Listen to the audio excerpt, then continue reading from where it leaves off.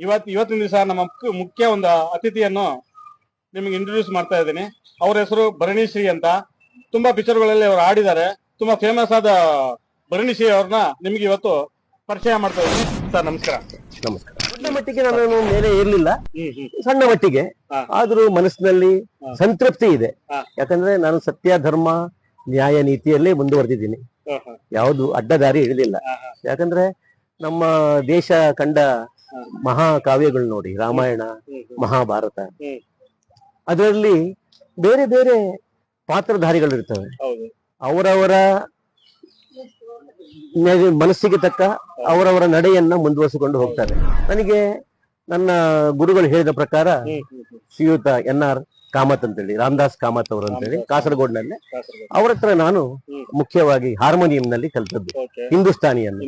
ಹೌದು, ಅದು ನನಗೆ ತುಂಬಾ ಪ್ರಯೋಜನಕಾರಿಯಾಗಿದೆ ನನ್ನ ಜೀವನದಲ್ಲಿ. ನಾನು ನಿಜವಾಗಿಯೂ ನಾನು ಬಾಲ್ಯದಿಂದಲೇ ನನಗೆ ಸಂಗೀತದಲ್ಲಿ ಬಹಳ ಆಸಕ್ತಿ. ಪ್ರಾಯಶಃ